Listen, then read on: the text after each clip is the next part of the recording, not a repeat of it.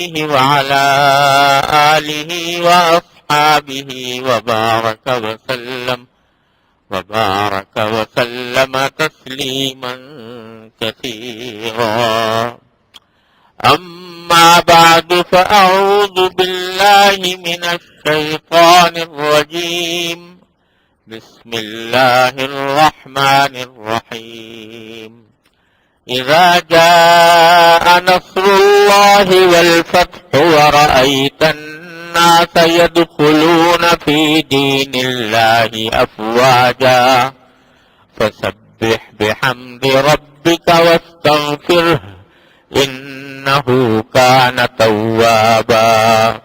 آمنت بالله صدق الله مولانا العظيم وصدق رسوله النبي الكريم ونحن على ذلك من الشاهدين والشاكرين والحمد لله رب العالمين. بزرگان محترم اور برادران عزیز، یہ سورہ نصر کی آیات ہیں جو میں نے ابھی آپ کے سامنے تلاوت کی، اور پچھلے 2 جمعوں سے انہی کی تشریح کا بیان چل رہا ہے.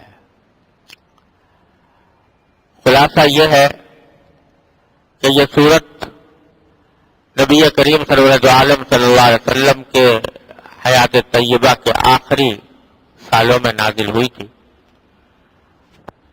اور اس میں آپ کو یہ بشارت دی گئی تھی کہ ان قریب مکہ مکرمہ آپ کے ہاتھوں فتح ہو جائے گا، اللہ تعالیٰ کی مدد آئے گی، اور جزیرہ عرب کے لوگ فوج در فوج اللہ کے دین میں داخل ہوں گے.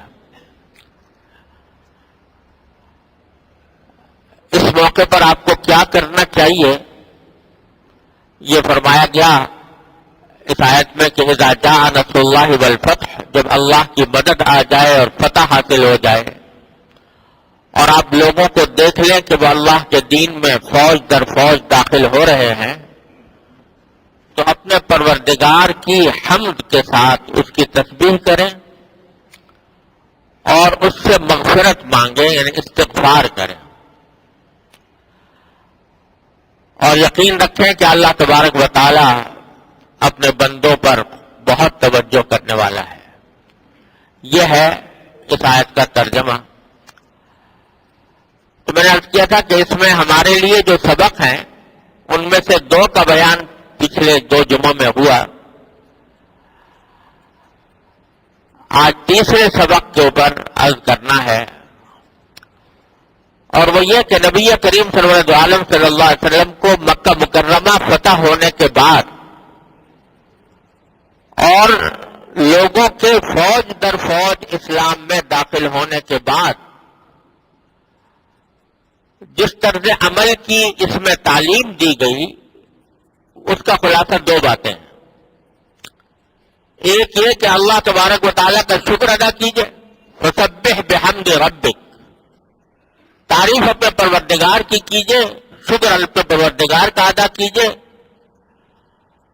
اور دوسرا یہ کہ اللہ تبارک و تعالیٰ ہی سے استغفار کیجئے، مغفرت مانگیے. تو جہاں تک شکر کا تعلق ہے وہ تو بات واضح ہے کہ کہنا یہ مقصود ہے کہ جو فتح حاصل ہو رہی ہے، جو کامیابیاں مل رہی ہیں، وہ در حقیقت اس میں اپنی ذات کی طرف ان کو منسوب کرنے کے بجائے ان کو اللہ تبارک و تعالیٰ کا فضل و کرم سمجھیے، اور اللہ تبارک و تعالیٰ کے فضل و کرم پر اس کا شکر ادا کیجیے. تو وہاں تو یہ سبق دیا گیا ہے کہ کوئی بھی انسان کو کامیابی حاصل ہو تو اس کو اپنی قوت بازو کا کرشمہ سمجھنے کے بجائے اللہ جل جلالہ کا فضل و کرم سمجھ کر اس کا اعتراف کر کے اللہ تعالیٰ کا شکر ادا کرنا چاہیے. لیکن دوسری بات جو فرمائی گئی وَاسْتَغْفِرْهُ، اللہ تعالیٰ سے استغفار کیجئے. استغفار کے معنی ہے مغفرت مانگنا، معافی مانگنا. اور عام طور سے مغفرت اور معافی مانگی جاتی ہے اس وقت جبکہ انسان سے کوئی غلطی ہوئی کوئی گناہ ہوا، کوئی قصور سرزد ہوا، تو اس پر معافی مانگی جاتی ہے کہ یا اللہ مجھ سے یہ قصور ہو گیا، اپنی رحمت سے مجھے معاف کر دیجیے۔ یہاں سوچنے کی بات یہ ہے کہ جب سارا کام نبی کریم صلی اللہ علیہ وسلم نے اللہ تبارک و تعالیٰ کی مرضی کے مطابق انجام دے دیا، بحیثیت رسول کے، بحیثیت پیغمبر کے آپ کو جو فرائض سونپے گئے تھے وہ سارے بطریق احسن آپ نے انجام دیے، اتنا بڑا کارنامہ انجام دیا کہ 23 سال کی مدت میں، 23 سال کی مدت کیا ہوتی ہے قوموں کی زندگی میں، اس کی کوئی وقعت نہیں، لیکن 23 سال کی مدت میں نبی کریم صلی اللہ علیہ وسلم نے پورے جزیرے عرب میں ایک ایسا انقلاب برپا فرمایا کہ عقلیں اس کے اوپر حیران ہیں۔ وہ قوم جو جہالت میں ڈوبی ہوئی تھی، اس جہالت میں ڈوبی ہوئی قوم کو آپ نے سیدھا راستہ نہ صرف دکھایا بلکہ ان کو بت پرستی سے بچایا، اللہ تعالیٰ کی توحید پر کا ان کو قائل کیا، ان کے اخلاق سدھارے، ان کی بری عادتیں ان سے چھڑوائیں، وہ عادتیں کہ جو ان کے رگ و پے میں سمائی ہوئی تھیں، جن کو چھوڑنے کا تصور نہیں ہوتا تھا، وہ سرکار دو عالم صلی اللہ علیہ وسلم نے چھڑوائی۔ آپ ذرا اندازہ کیجئے کہ جو شخص کسی چیز کا عادی بن جاتا ہے تو اس عادت کو چھوڑنا اس کے لیے بہت دشوار ہوتا ہے۔ کوئی تمباکو کا عادی بن جائے، نسوار کا عادی بن جائے، لیکن سب سے زیادہ خطرناک عادت جو ہے وہ نشے کی ہے کہ آدمی شراب، اللہ بچائے، شراب کا عادی بن جائے۔ شراب اہل عرب کی گھٹی میں پڑی ہوئی تھی، کوئی شخص نہیں تھا جو شراب نہ پیتا ہو اور اس کا عادی نہ ہو، اس کو چھڑوانا کوئی معمولی بات نہیں تھی۔ آج ساری دنیا کی قومیں مل کر چاہتی ہیں کہ لوگ سگریٹ نوشی چھوڑ دیں، اس کو چھڑوانے میں کامیاب نہیں ہو رہی۔ شراب چھوڑ دیں، شراب چھڑوانے میں کامیاب نہیں ہو رہی۔ امریکہ میں ایک مرتبہ تحریک چلی تھی شراب کو چھڑوانے کی، وہ اور زیادہ پھیل گئی، لیکن سرکار دو عالم صلی اللہ علیہ وسلم کی تعلیمات کے نتیجے میں، آپ کی کوششوں کے نتیجے میں ان لوگوں نے شراب اس طرح چھوڑی کہ جب شراب کی حرمت کا حکم آیا تو صحابہ کرام بیان کرتے ہیں کہ ہم ایک محفل میں بیٹھے ہوئے تھے اور شراب ہی کا دور چل رہا تھا۔ حضرت انس فرماتے ہیں شراب کا دور چل رہا تھا، میں سب کو شراب پلا رہا تھا۔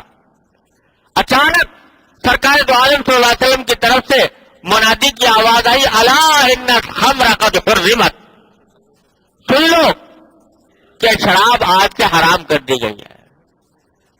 تو فرماتے ہیں انس کہ جس کے ہاتھ میں شراب کا پیالہ تھا اور منہ کے قریب پہنچ چکا تھا، اس نے یہ گوارا نہیں کیا کہ ایک گھونٹ لے لے، اسی وقت پیالے کو پھینک دیا، اور اس کے بعد کسی نے شراب کو ہاتھ نہیں لگایا، مٹکے توڑ ڈالے اور شراب مدینہ منورہ کی گلیوں میں پانی کی رو کی طرح بہنے لگی۔ اتنا بڑا کارنامہ، یہ ایک چیز ہے۔ اللہ بچائے، بے حیائی اور فحاشی کا بازار گرم تھا۔ حضرت مرثد ابن ابی مرثد رضی اللہ تعالیٰ عنہ فرماتے ہیں کہ میرے جاہلیت کے زمانے میں ایک عورت سے تعلقات تھے اور بہت گہرے تعلقات تھے۔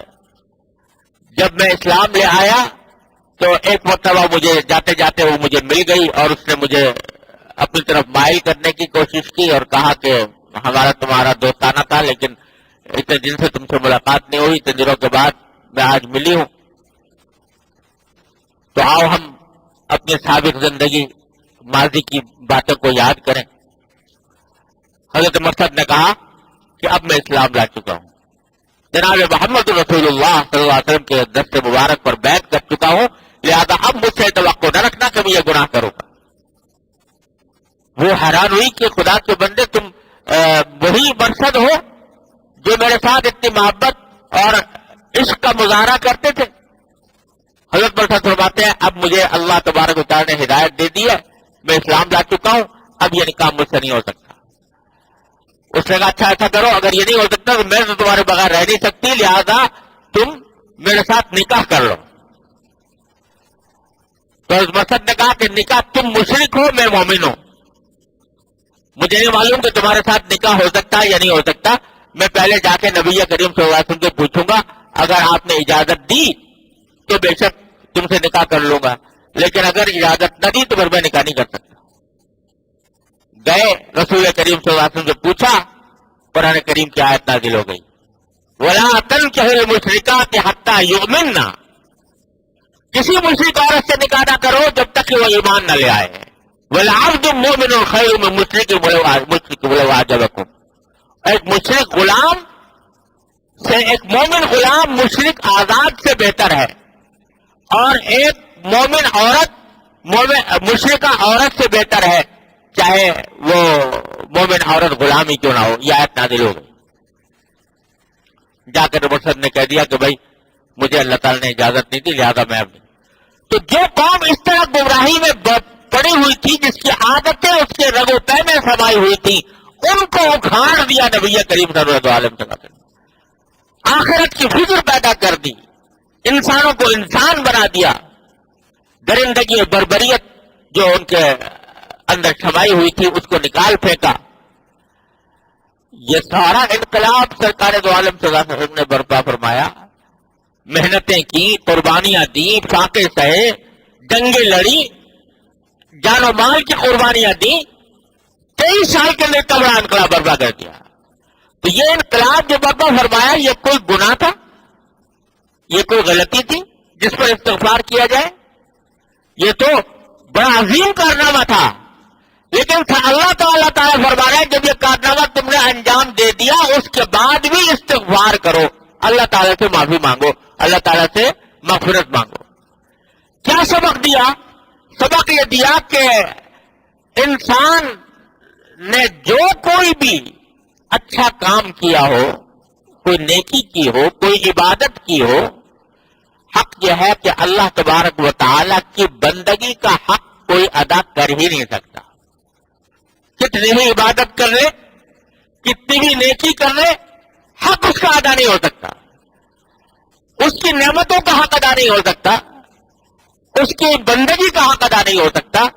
لہذا بندے کا کام یہ ہے کہ کرتا بھی جائے اور ساتھ ساتھ اللہ تعالیٰ سے مغفرت مانگتا بھی جائے کہ اللہ اس کام میں جو کوتاہیاں مجھ سے ہوئی ہو، اے اللہ اس کو معاف کر دے۔ تو عبادت، بندگی اور اللہ تبارک و تعالیٰ کے احکام کی تعمیل میں کوئی بھی شخص حق چونکہ ادا نہیں کر سکتا، لہذا اس کا کام یہ ہے کہ باوجود بندگی کرنے کے، باوجود عبادت کرنے کے، اللہ تعالیٰ سے مغفرت مانگے۔ چنانچہ حدیث میں آتا ہے کہ نبی کریم صلی اللہ علیہ وسلم رات کو کھڑے ہوتے تہجد میں، پاؤں پر ورم آ جاتا، پاؤں پر ورم آ جاتا، اتنی دیر کھڑے رہتے تھے۔ حضرت عائشہ صدیقہ رضی اللہ عنہا فرماتی ہے کہ ایک مرتبہ میں نے دیکھا سجدے میں آپ کو اتنی دیر ہو گئی سجدے کے اندر کہ مجھے خیال ہونے لگا کہ کہیں خدا نہ کرے اس حالت میں آپ کی روح تو پرواز نہیں کر گئی۔ میں نے انگوٹھا پکڑ کے ہلا کر دیکھا کہ کہیں ایسا تو نہیں کہ آپ کی روح قبض ہو گئی ہو اس حالت میں۔ اتنا لمبا سجدہ، اتنی عبادت فرما رہے ہیں رات کے وقت میں کھڑے ہو کر، پھر بھی فرماتے ہیں اللہ تعالیٰ سے خطاب کر کے، ما عرفنا کا حق معرفتک وما عبدنا کا حق عبادتک، اے اللہ ہم آپ کی معرفت کا حق ادا نہ کر سکے، آپ کی عبادت کا حق ادا نہ کر سکے، پاؤں پھٹ رہے ہیں، پاؤں پر ورم آ رہا ہے، ساری رات کھڑے ہیں، پھر بھی فرما رہے ہیں کہ اللہ ہم سے آپ کی عبادت کا حق ادا نہ ہو سکا۔ تو تعلیم یہ دی گئی ہے کہ بھائی کتنی بھی بڑی نیکی، کتنی بھی بڑی عبادت تمہارے ہاتھوں سرزد ہو گئی ہو تو اب اس کے اوپر اکڑنے اترانے کے بجائے، اس کے اوپر فخر اور ناز میں مبتلا ہونے کے بجائے، ایک تو اللہ تعالیٰ کا شکر ادا کرو، سبح بحمد ربک، اپنے پروردگار کی تعریف کے ساتھ اس کی تسبیح کرو، واستغفرہ، اور ساتھ ہی استغفار بھی کرو کہ اس میں جو کچھ کوتاہیاں ہوئی ہو اللہ ان کو معاف فرما دے۔ دیکھو قرآن کریم میں اللہ تعالیٰ کے نیک بندوں کا ذکر کرتے ہوئے فرمایا سورہ ذاریات کے اندر کہ کانوا قلیلا من اللیل ما یہجعون وبالاسحار هم یستغفرون۔ یہ نیک بندے ایسے ہیں کہ رات کو بہت کم سوتے تھے، ان کے پہلو بستروں سے جدا رہتے تھے، رات کے وقت میں کم سوتے تھے یعنی عبادت کرتے تھے۔ وبالاسحار هم یستغفرون، اور جب صبح کا وقت ہوتا، سحری کا وقت آتا تو یہ اللہ تعالیٰ سے استغفار کرتے تھے۔ ساری رات عبادت کرنے کے بعد آخر میں استغفار کرتے تھے۔ تو حضرت عائشہ صدیقہ رضی اللہ تعالیٰ عنہ نے نبی کریم سرور عالم صلی اللہ علیہ وسلم سے پوچھا کہ یا رسول اللہ، یہ ذکر ہو رہا ہے ان لوگوں کا جو رات میں عبادت کرتے ہیں، تو صبح کو استغفار کس چیز سے کرتے ہیں؟ کوئی گناہ تو نہیں کیا انہوں نے جس میں استغفار کر رہے ہو؟ تو حضور اقدس صلی اللہ علیہ وسلم نے فرمایا کہ اپنے عبادت سے استغفار کرتے ہیں، اور کما قال صلی اللہ علیہ وسلم، یعنی عبادت میں اے اللہ جو کوتاہی ہوئی اس پر میں استغفار کرتا ہوں۔ یہ طریقہ سکھایا خود قرآن کریم نے کہ عبادت کرنے کے بعد بھی استغفار کرو۔ اس لیے حدیث میں آتا ہے کہ نبی کریم صلی اللہ علیہ وسلم کا معمول تھا کہ جب نماز کا سلام پھرتا، نماز پوری کرنے کے بعد جب آپ سلام پھیرتے تو 3 مرتبہ فرما دیتے استغفر اللہ استغفر اللہ استغفر اللہ۔ اب یہاں بھی وہی بات ہے کہ بھائی کوئی گناہ تھوڑی کیا، نماز پڑھی، اللہ تعالیٰ کی عبادت کی، لیکن پھر فرمایا استغفر اللہ استغفر اللہ استغفر اللہ۔ کیا مانا؟ کہ اللہ نماز تو پڑھ لی مگر جیسی پڑھنی چاہیے تھی ویسا نہیں پڑھ سکا، جیسا اس کا حق ادا کرنا چاہیے تھا ویسا حق ادا نہیں کر سکا، تو اللہ میں آپ سے معافی مانگتا ہوں، استغفار کرتا ہوں۔ یہ طریقہ خود نبی کریم سرور عالم صلی اللہ علیہ وسلم نے سکھلایا۔ تو یہاں جو بات سمجھنے کی ہے وہ یہ کہ بسا اوقات ہم لوگوں کے دل میں یہ خیال پیدا ہونے لگتا ہے کہ ہم جو نمازیں پڑھتے ہیں یہ تو بے روح ہیں، بے جان ہیں، ان کے اندر کوئی حقیقت نہیں، بس اٹھک بیٹھک کر کے ہم وقت گزاری کر کے چلے جاتے ہیں۔ تو اس کے نتیجے میں بعض اوقات اس نماز جو کو پڑھنے کی توفیق ملی ہے اس کی بھی ناشکری ہو جاتی ہے۔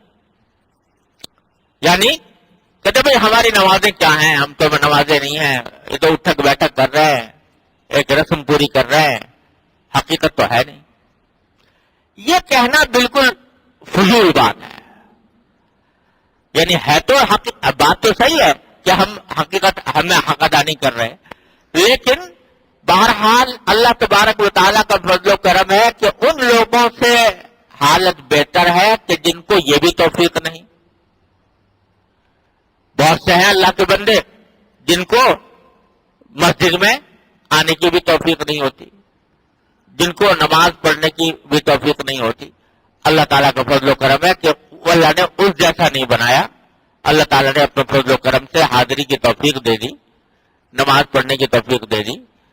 تو اس نماز کی بھی ناقدری نہیں کرنی چاہیے، اس کو ناقدری کر کے بعض اوقات شیطان اس دھوکے میں مبتلا کر دیتا ہے کہ بھائی حقیقت تو ہے نہیں نماز کی، کوئی فائدہ نہیں، بے جان ہے، بے روح ہے، لہذا کرنے کی کیا ضرورت ہے، کسی کو چھوڑا بھی دے گا یہ سوچ کر شیطانی دل میں بات ڈال کے۔ لہذا صحیح طریقہ وہ ہے جو اس آیت میں تلقین فرمایا گیا کہ جو توفیق ہوئی ہے اس پر اللہ تعالیٰ کا شکر ادا کرو۔ اے اللہ آپ کا فضل و کرم ہے کہ آپ نے توفیق عطا فرما دی یہاں حاضری کی، اللہ آپ کا فضل و کرم ہے کہ مسجد میں حاضری کی توفیق دے دی، اللہ آپ کا فضل و کرم ہے کہ آپ نے نماز پڑھنے کی توفیق دے دی۔ شکر ادا کرو اور ساتھ ہی استغفار کرو کہ اللہ توفیق تو آپ نے اپنے فضل و کرم سے عطا فرما دی جس پر میں شکر ادا کرتا ہوں، لیکن ساتھ ہی یہ حقیقت ہے کہ میں اس کا حق ادا نہیں کر سکا، اس میں نہ جانے کتنی غلطیاں ہوئیں، کتنی کوتاہیاں ہوئیں، کتنی بے توجہیاں ہوئیں، میں اس کے اوپر اے اللہ آپ سے استغفار کرتا ہوں۔ تو شکر بھی کرو، سبح بحمد ربک، اپنے پروردگار کی تعریف کرو، شکر کرو کہ اس نے توفیق عطا فرمائی، اور ساتھ میں استغفار کرو کہ جو کوتاہیاں ہوئی اللہ ان کو معاف فرما دے. یہ دو کام کر لو تو انشاءاللہ اللہ تبارک و تعالیٰ کیا قبول ہے. ارے اللہ میاں، اللہ تبارک و تعالیٰ کو ہماری عبادتوں سے کوئی فائدہ تھوڑی پہنچتا ہے. اللہ تبارک و تعالیٰ کو ہماری عبادتوں سے کوئی مزہ تھوڑی آتا ہے کہ اس کی شان کبریائی تو ایسی ہے کہ ساری کائنات مل کر اس کی نافرمان بن جائے. اس کی عظمت و جلال میں، اس کی کبریائی میں حبہ برابر کمی نہیں آتی، اور ساری کائنات مل کر اس کے آگے سجدہ ریز ہو جائے، سجدے میں پڑی رہے. اس کی عظمت و جلال میں کوئی اس سے اضافہ نہیں ہوتا. وہ جیسا ہے ویسا ہی اللہ الصمد. اللہ تعالیٰ بے نیاز ہے، ہر بندے کی عبادت سے بے نیاز ہے، اس کے ذکر سے بے نیاز ہے. تو لیکن یہ بندے کو جب اللہ تبارک و تعالیٰ کی طرف رجوع کرتا ہے تو اگر وہ بندہ بن کے رجوع کرے تو اللہ تبارک و تعالیٰ اس کو نواز ہی دیتے ہیں اپنے فضل و کرم سے. بندہ بن کے رجوع کرے.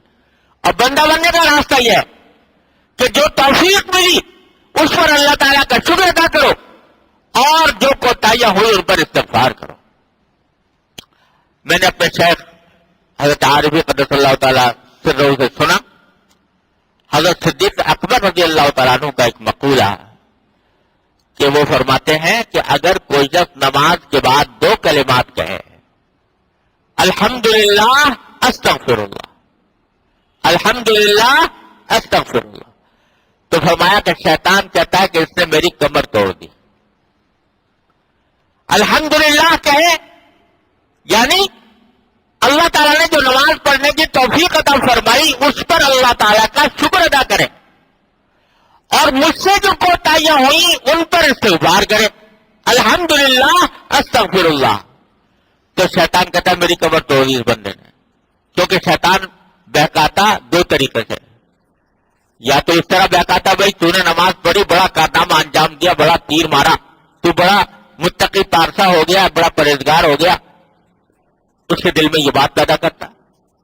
تو اس کا جواب تو ہے الحمدللہ، یعنی یہ تعریف اللہ کی ہے کہ اس نے توفیق دی، شکر اس کا ہے کہ اسے توفیق دی. میرے لیے کوئی فخر و غرور کا کوئی موقع نہیں ہے. دوسرا شیطان کا راستہ یہ ہوتا کہ ارے تو نے کیا نماز پڑھی، یہ نماز تو بے جان تھی، بے روح تھی، نہ اس میں تھی، بے روح تھی، نہ خشوع تھا، نہ خضوع تھا، نہ اللہ تعالیٰ کی طرف توجہ تھا، نہ اللہ تعالیٰ کی طرف توجہ تھی. یہ بے جان ہے، بے روح نماز کس کام کی، بیکار ہے تو نے جو پڑھا.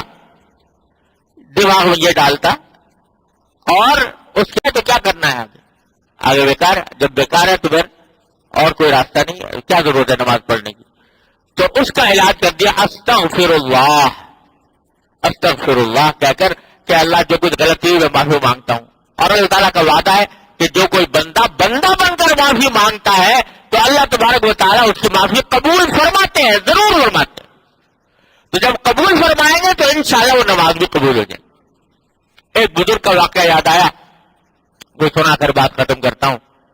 ایک بزرگ تھے، مولانا رومی نے مصنوی میں لکھا ہے کہ ایک بزرگ تھے، وہ روزانہ رات کو تہجد پڑھا کرتے تھے، اٹھتے تھے، وضو کرتے تھے، تہجد پڑھتے تھے، روزانہ کا معمول تھا. برسوں سے ایسے ہی ہو رہا تھا.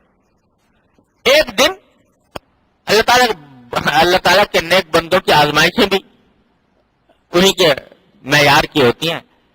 جب نماز پڑھ کے ایک دن فارغ ہوئے، آسمان سے ایسا لگا، آواز آئی کہ تو کیا محنت کر رہا ہے، نہ تیری نماز قبول ہے، نہ تیرا وضو قبول ہے، نہ تیرا رکوع قبول ہے، نہ تیرا سجدہ قبول ہے. یہ آواز آ گئی آسمان سے. اگلے دن جب تہجد کا وقت ہے پھر اٹھے، وضو کر رہے تھے، وضو کرتے پھر آواز آئی کہ تو کیا محنت کر رہا ہے، نہ تیرا وضو قبول ہے، نہ تیرا نماز قبول ہے، نہ تیرا رکوع قبول ہے، نہ تیرا سجدہ قبول ہے. سنی، ایک شاگرد ساتھ تھا، اس کو بھی یا تو بتایا یا اس نے بھی سنی، اللہ عالم. لیکن اپنا وضو جاری رکھا. انہوں نے وضو کیا، پھر مصلی بچھایا، پھر کھڑے ہو گئے نماز پڑھنے کے لیے۔ جب نماز پڑھ کے 2 رکعتیں فارغ ہوئے تو شاگرد نے کہا کہ حضرت جب اللہ تعالیٰ نے اعلان کر دیا، یہ آواز آ گئی غیبی آواز کہ نہ تیری نماز قبول ہے نہ تیرا وضو قبول ہے، تو پھر اب کیا آپ یہ کر رہے ہیں؟ تو جواب نے کہا کہ بھائی وہ چاہے قبول کریں یا نہ کریں، اگر کوئی دوسرا در ہو تو وہاں چلا جاؤ، کوئی دوسرا دروازہ ہو تو وہاں چلا جاؤ، دروازہ تو میرا ایک ہی ہے، وہ قبول کریں یا نہ کریں، جو نہیں قبول کریں گے تو معافی بھی انہیں سے مانگنی ہے، استغفار بھی انہیں سے کرنا ہے، رجوع بھی انہیں کی طرف کرنا ہے۔ لا ملجا ولا منجا من اللہ الا الیہ، اللہ تعالیٰ سے نجات پا کر کہیں اور نہیں جا سکتا آدمی، اللہ ہی کے دامن میں بنا لینی ہوگی۔ لہذا وہ قبول کریں نہ کریں یہ ان کا کام ہے، لیکن میرا کام تو یہ ہے کہ میں اس در کو چھوڑوں گا نہیں، اسی در کو کھٹکھٹاتا رہوں گا۔ یہ جواب دیا۔ جب یہ جواب دیا تو دوبارہ آواز آئی کہ تیرا وضو بھی قبول ہے، تیری نماز بھی قبول ہے، تیرا رکوع بھی قبول ہے، تیرا سجدہ بھی قبول ہے۔ مولانا رومی رحمۃ اللہ علیہ اس واقعے کو نقل کر کے فرماتے ہیں قبول است اگرچہ ہنر نیز تک کہ جزما بنا ہے دیگر نیز تک، کہ اگرچہ تیرے اس عمل میں ہنر کو خاص نہیں ہے، پھر بھی تو اس کہنے کی وجہ سے ہم نے تیرا قبول کر لیا کیونکہ ہمارے سوا تیری اور کوئی پناہ نہیں ہے۔ تو یہ آزمائش تھی، لیکن وہ اس آزمائش سے پورے اترے کہ بھائی اگر نہیں قبول ہے، کوئی غلطی ہوئی ہے تو مانگوں گے تو کہاں جاؤں گا مانگنے کے لیے، معافی مانگنے کے لیے اسی کے در پہ جاؤں گا۔ لہذا یہ جو اللہ تعالیٰ توفیق عطا فرما دیتے ہیں کسی بھی عبادت کی، نماز ہو، روزہ ہو، صدقہ ہو، خیرات ہو، کوئی بھی نیک کام ہو، اس میں یہ 2 کام کرنے کی تلقین فرمائی گئی ہے اس آیت کریمہ کے اندر کہ اللہ تعالیٰ کا شکر ادا کرو اور اللہ تعالیٰ سے استغفار کرو۔ کوئی ساتھ اس کو اپنا طریقہ اور اپنا معمول بنا لے تو انشاءاللہ سب کچھ بارگاہ الہی میں قبول ہوگا۔ اللہ تبارک و تعالیٰ اپنے فضل و کرم سے نوازیں گے۔ اللہ تبارک و تعالیٰ مجھے آپ کو سب کو اس کی توفیق عطا فرمائے۔ وآخر دعوانا الحمدللہ۔